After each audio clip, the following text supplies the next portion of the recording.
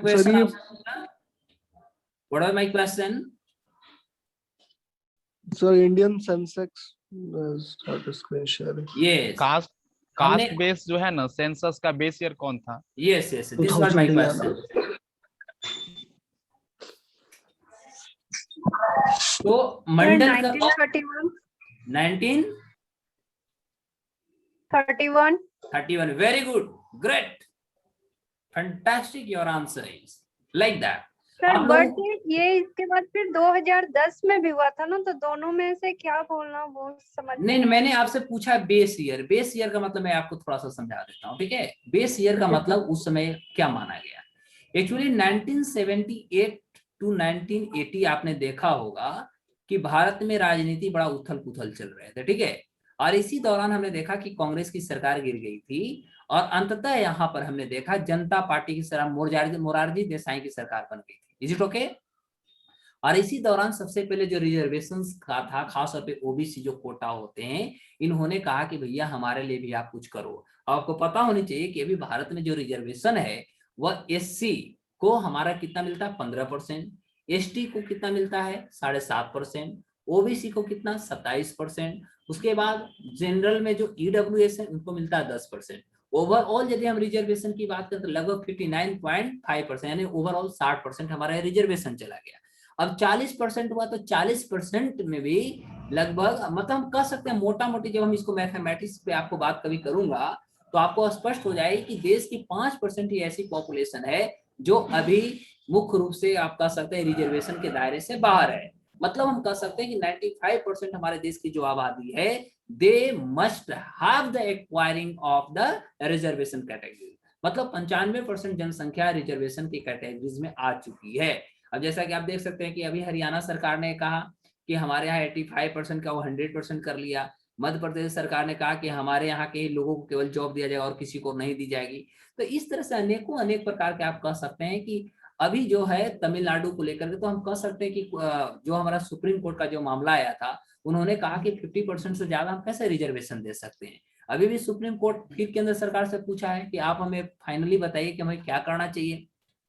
तो इस आधार पर हम कह सकते हैं कि सबसे पहले जो जाति बेस्ड जो जनगणना हुई थी, जब हल्ला हुआ कि भाई हमें जाति बेस्ड, तो हम देख सकते हैं कि जब देश की आजादी हुआ 1951 में जो पहला जनगणना आया, उसमें हम देखा कि एसटी और एससी, मतलब जब से हमारे यहाँ इंडिपेंडेंट जो हमारा सेंसस हो रही है, तो एसटी एससी का तो हमारा परसेंटेज आ रहा था कि इतना एसटी एससी परसेंटेज है, ठीक है, लेकिन ओबीसी का नहीं आ रहा था, ठीक है। और नहीं आने के कारण हम कह सकते हैं कि अंततः हमने देखा कि 2011 में जब बहुत ज्यादा हवा हल्ला कह सकते होने लगा कि नहीं भाई हमें ओबीसी वाले को कास्ट क्यों नहीं बताया जाता कि हम कितना परसेंट भारत में है, तो अंत में भारत में socio economic, try to understand, socio economic caste census का निर्माण किया गया था। नाम सुना होगा एसीसीसी, ठीक है। तो 2011 में इसका निर्माण किया गया, सोशियो इकोनॉमिक कास्ट सेंसस।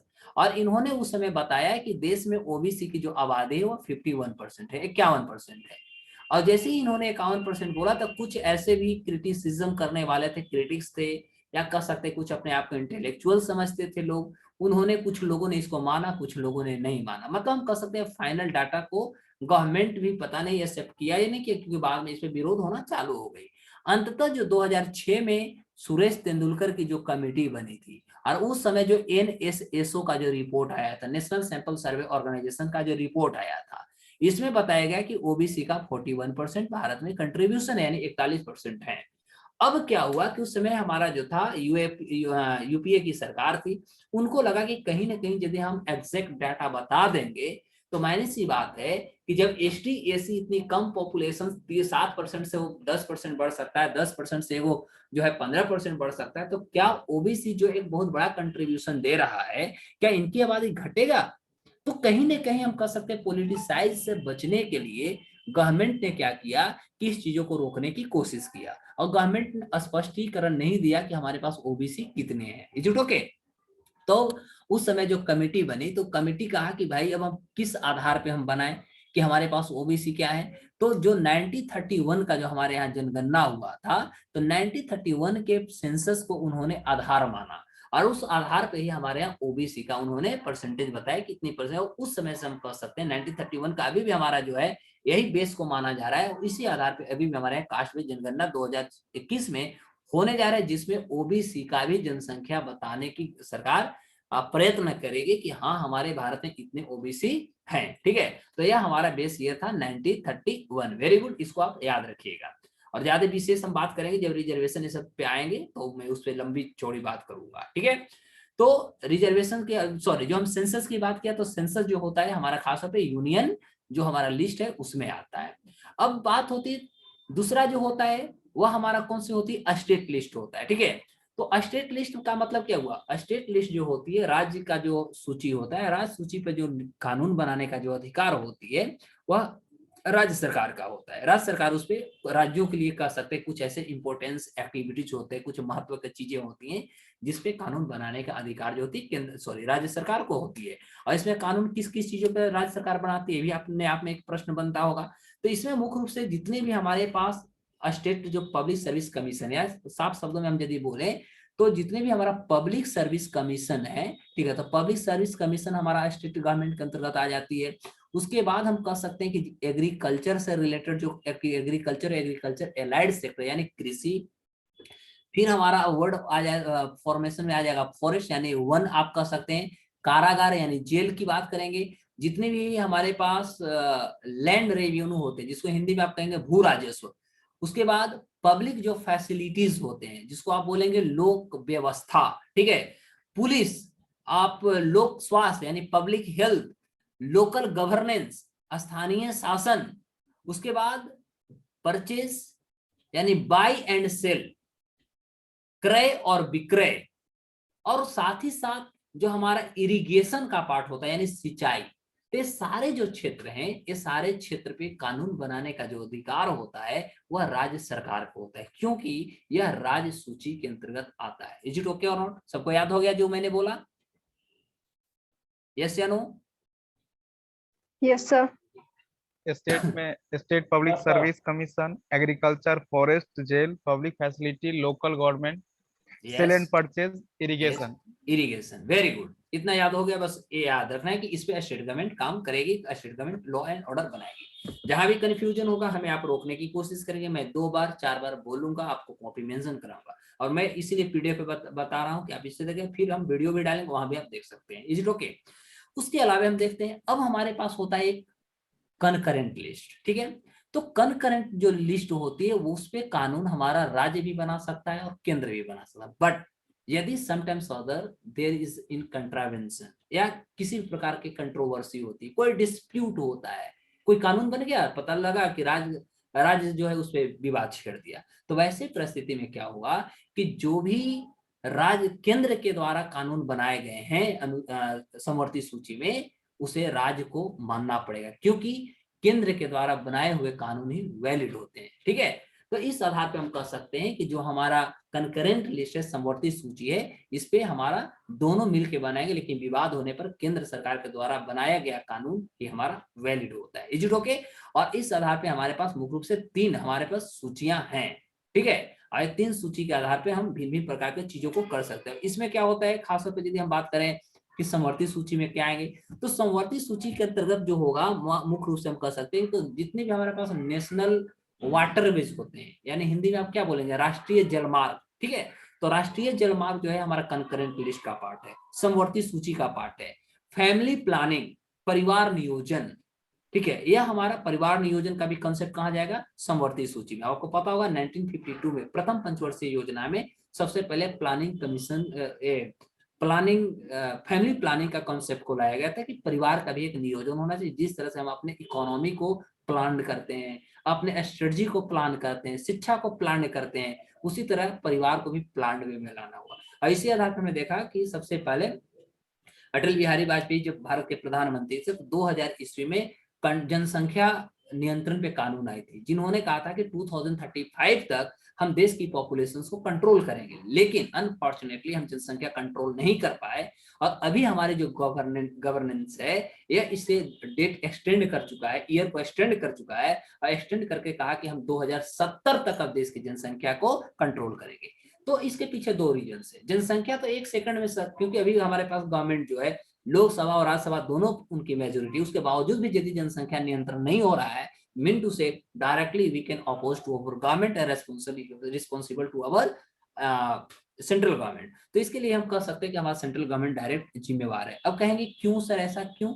इसलिए कि जब आपके पास दोनों जगह मेजोरिटी है श्रीमान, इसके बावजूद भी ये समस्या आपके पास है, आप एक्सटेंड करते जा रहे हैं, तो कहीं ना कहीं हम कह सकते हैं कि आप वोट बैंक की राजनीति कर रहे हैं, इसमें कोई डाउट नहीं होनी चाहिए। ठीक है, तो इस आधार पर हम कह सकते हैं कि फैमिली प्लानिंग जो होता है, परिवार नियोजन, ये भी फिर हमारा जो जनसंख्या नियंत्रण होता है, परिवार नियोजन से तो भैया जनसंख्या का हम नियंत्रण करेंगे ना।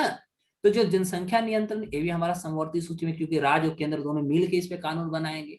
कोई राज्य नहीं मानेगा, कहेगा हम दो हमारे तो तीसरा हो तो बॉम्बे भेज दो, तो ठीक है, कॉन्सेप्ट चलेगा बेटा, जारी रखो। ठीक है, उसके बाद जितने भी हमारे पास न्यूज पेपर एजेंसियां हैं, समाचार पत्र हैं, वे भी इसके अंतर्गत आएंगे। जितने भी हमारे पास फैक्ट्रीज यानी कारखाना है वो आएंगे। एजुकेशन को समवर्ती सूची में रखा गया है। इकोनॉमिक तथा जो हमारा सोशल जो प्लानिंग होती है, आर्थिक और सामाजिक योजना परियोजना होती है, ये सारे गतिविधि को समवर्ती सूची के अंतर्गत लाया गया है। इज इट ओके और नॉट? हाँ या ना में जवाब देना है केवल। Yes sir. Yes sir. अब यस सर। अब कुछ न समझ में आए तो ऐसे याद कीजिए, जो केंद्र सूची यानी संघ सूची और राज्य सूची में जिस चीजों को इंक्लूड नहीं किया गया वो समवर्ती सूची का विषय बनेगा। Is it okay? अब इस आधार पे देखेंगे इंडियन कॉन्स्टिट्यूशन हमें क्या कहती है। तो आर्टिकल 248 के अंतर्गत देखेंगे तो हमारा जो पार्लियामेंट है, जो संसद है, उसे रेसिजुअरी पावर दी गई। रेसिजुअरी का मतलब होता है विशेषाधिकार, उसको दिया गया है। विशेषाधिकार हमने देखा केंद्र सूची में हमारा केंद्र सरकार ने कानून बनाया। उसके बाद हमने देखा कि समवर्ती सूची में यदि कोई विवाद हुआ तो पार्लियामेंट के द्वारा बनाए गए कानून को हमने यहाँ पर वैलिड माना, सुप्रीमो माना। तो इस आधार पे हम कह सकते हैं कि जो हमारा पार्लियामेंट है, संसद है, उसे सर्वोपरि माना गया, उसे बहुत विशेषाधिकार भी दिए गए हैं। अब हमारा जो संविधान, खास तौर पे जो हमारा पार्लियामेंट है, तो पार्लियामेंट के पास इतनी सारी पावर है कि वह किसी भी चीजों को लेकर के, किसी भी रेस्पेक्ट ऑफ द मैटर्स को लेकर के वह कानून को बना सकती है, इनुमरेटेड इन द कंकरेंट लिस्ट। यहाँ तक कि हमने देखा कि समवर्ती सूची पर भी वो कानून बना सकती है या स्टेट लिस्ट पे भी कानून बना सकती है, लेकिन यहाँ पर इसको एक प्रोविजंस लेना होगा स्टेट असेंबली से। ठीक है, अब क्या होता है कि अकॉर्डिंग टू आर्टिकल 249 देखें 249 की यदि हम बात करें तो यहाँ कहता है कि यदि राज्यसभा किसी भी रेजोल्यूशन को पास कर देता है, ठीक है, और जहां पर हमने देखा कि 2/3 मेजोरिटी के साथ हमें सपोर्ट भी मिला। ठीक है, जो मेंबर्स थे वह या तो प्रेजेंट हुए या तो उन्होंने वोटिंग किया, मतलब कह सकते 2/3 सदस्यों के सपोर्ट के साथ यदि हम किसी भी प्रकार के रेजोल्यूशन को यदि राज्यसभा से हम पारित कर लेते हैं, तो ऐसी परिस्थिति में क्या होगा कि सबसे पहले हमें जरूरत हो जाती है, इट्स नेसेसरी और aspirant in the national interest की, और हमें जानना पड़ेगा कि क्या यह हमारा राष्ट्रीय महत्व का चीज है या नहीं है। ठीक है, in that performance we can say parliament should make a laws with respect to matter enumerated in the state list. तो यदि वो हमारा राज्य सूची में भी मैटर आता है और ये पता लगता है, महसूस होता है कि यह जो है मैटर, यह हमारा खासतौर पर राष्ट्रीय स्तर या राष्ट्रीय महत्व की बात में आती है, राष्ट्रीय महत्व के कह सकते फॉर्म में आती है, तो ऐसे परिस्थिति में जो हमारे पार्लियामेंट है वह पार्लियामेंट कानून बनाने को तैयार होती है, पार्लियामेंट को कानून बनाने के लिए पावरफुल बनाई जाती है, और उनके पास इस तरह के अनेकों प्रकार के रेजोल्यूशन भी पास कर सकते हैं, प्रोविजंस भी ला सकते हैं और वह कानून बना सकते हैं अकॉर्डिंग टू आर्टिकल 249। तो याद रखिएगा 249 हमारा आर्टिकल क्या कह सकता है। और अभी हम कह सकते हैं कि यही सारा कुछ फॉर्मेशन जो खेल चल रहा है वो हमारे देश में जम के खेल चल रहा है, इसमें हम और आगे डिस्कशन लंबी चौड़ी करने वाले हैं। अब आर्टिकल 250 को देखा जाए, 250 क्या कहती है, तो कहता है कि while the emergency is in the operation, यानी हमारे यहाँ किसी भी प्रकार के मान लीजिए ऑपरेशन लगी, इमरजेंसी लगी हुई है, 3 हमारे इमरजेंसी होती है, ठीक है, 352, 356 और 360। तो मान लीजिए तीनों में से किसी भी प्रकार के हमारे इमरजेंसी जो है वह कंटिन्यू है या कह सकते ऑपरेशनल फॉर्म में है, तो ऐसे फॉर्म में क्या होगी कि कानून बना सकती है फॉर होल और any part of territory of India. तो या तो जहां पर सरकार को लगता है कि नहीं यहाँ पर चुनौती है, तो चुनौती वाले क्षेत्र, स्पेसिफिक क्षेत्र के लिए भी कानून बनाया जा सकता है, या कंप्लीट होल इंडिया जो हमारा टेरिटरी है, ज्योग्राफिकल बाउंड्री है, वो पूरा के लिए भी कानून बनाया जा सकता है। ठीक है, और यह भी हमारा जो पार्ट होगा ये स्टेट लिस्ट से रिलेटेड होगा। तो स्टेट लिस्ट में यदि इस तरह की भी चुनौती हमारे पास आता है तो हमारा देश की पार्लियामेंट जो कि कानून बना सकती है। आर्टिकल 252 क्या कहता है? तो इसमें कहता है कि यदि हमारा जो लेजिस्लेचर है वह 2 या 2 से अधिक राज्यों से यदि स्टेट से यदि पास एक रेजोल्यूशन को करा लेती है ना, तो इसका जो इफेक्टिव होगा वह डिजायरेबल होगी। किसके लिए? जो भी हमारा कानून पास कर दी गई है पार्लियामेंट के द्वारा उसके लिए डिजायरेबल होगा। On that matter that state list, यानी ये भी हमारा स्टेट लिस्ट का पार्ट होगा और वह हमारा रेजोल्यूशन पास हो गया है तो वो भी हमारा इफेक्टेड होगा एंड सेड बी लॉफुल, क्योंकि इसको हम नियमानुसार रखें, यह एक कानूनन चीज बन जाती है। That's why we can say in that performance, in that form parliament can make a law and it can also regulate on that particular matter. तो हमारा जो संसद है, संसद यहाँ पर भी कह सकते हैं पावरफुल होता है कानून बनाने के लिए, उसको प्रभाव में लाने के लिए, इम्प्लीमेंटेशन देने के लिए। तो ये भी हमारा आर्टिकल 252 इस पे भी बात करती है। आर्टिकल 253 क्या कहता है कि इसमें हम देखते थे ये हमारे एम्पावर करती है किसको? तो जो हमारी पार्लियामेंट है, संसद को ये एम्पावर करती है। किस लिए? To make any law for whole और any part of territory of India, या तो कुछ क्षेत्रों के लिए वो कानून बना सकता है या पूरे भारत के क्षेत्रों के लिए वो कानून बना सकता है। किस लिए? और साथ ही साथ कह सकते हैं इम्प्लीमेंटिंग द ट्रीटीज, अनेक प्रकार के जो ट्रीटीज होंगे उसको वो इम्प्लीमेंट करेगा यानी इम्पोज करेगा, और जो हमारा इंटरनेशनल एग्रीमेंट से भी रिलेट हो सकते हैं या कह सकते हो किसी भी प्रकार के कन्वेंशन से रिलेटेड हो सकते हैं, यहाँ तक कि जो सब्जेक्ट है वो हमारा किसी ट्रीटीज के अंतर्गत आता हो, चाहे किसी एग्रीमेंट के अंतर्गत आता हो। ऐसी परिस्थिति में चाहे वो हमारा मानते हैं कि वह किसी स्टेट पार्टिकुलर के लिए कानून है, वैसे परिस्थिति में भी आर्टिकल 253 के अंतर्गत हमारा पार्लियामेंट जो कि कानून बना देगी। आर्टिकल 356 आप देख सकते हैं, इसमें तो आप डायरेक्ट देख सकते हैं 356 में क्या होता है, प्रेसिडेंट रूल होती है। तो ऐसे परिस्थिति में भी हमारे यहाँ कानून जो होती है केंद्र सरकार इसमें बनाने को स्वतंत्र होता है। अब देखते हैं कि जो हमारा सेंटर का जो कंट्रोलिंग होता है स्टेट लेजिस्लेशन पर, वह कैसे कैसे राज्यों की विधेयक पर हमारा केंद्र सरकार का किस तरह से वार होता है, यानी वो कैसे कैसे राज्यों के कानून व्यवस्था पर अपना आधिपत्य जताने की कोशिश करता है। तो इसमें आधार को यदि देखा जाए तो किसी भी प्रकार की जो लेजिस्लेशन होता है जो पास होती है स्टेट लेजिस्लेचर के द्वारा, ठीक है, और उसके पीछे रीजंस होता है कि वह एक्वायर करेगी, चाहे वह प्राइवेट प्रॉपर्टी हो या पब्लिक हो।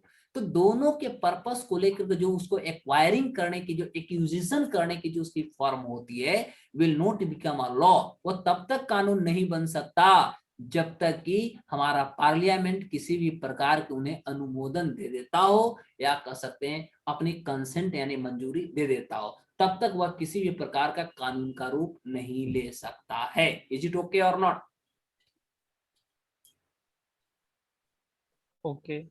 आर्टिकल 31 का A, try to understand. A mean to say what do mean, capital A का मतलब क्या होगा?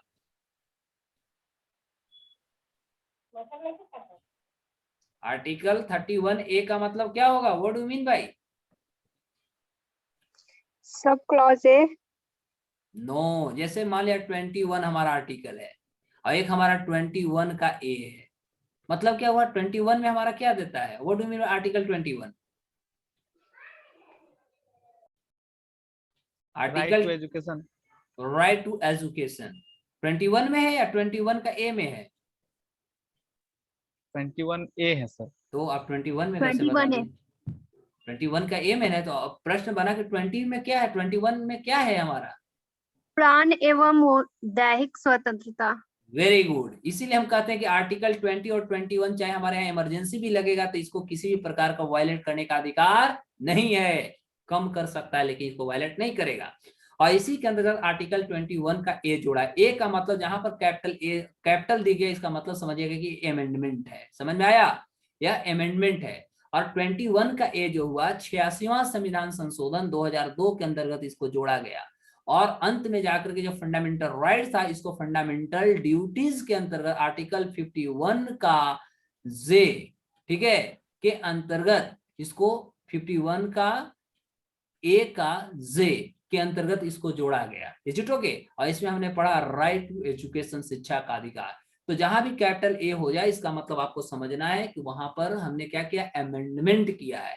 तो जो अमेंडमेंट करके आते हैं वो कैपिटल में आते हैं, जो विदाउट अमेंडमेंट है वो सोच लीजिएगा कि वो हमारा बेसिक स्ट्रक्चर से आता है, यानी जब हमारा संविधान बना उसी समय से यह मुख्य रूप से मेंशन्ड इंडियन कॉन्स्टिट्यूशन में है। इज इट ओके और नॉट? Yes sir. सर ये पूछना था कि सर ये 19 में जो ABCD है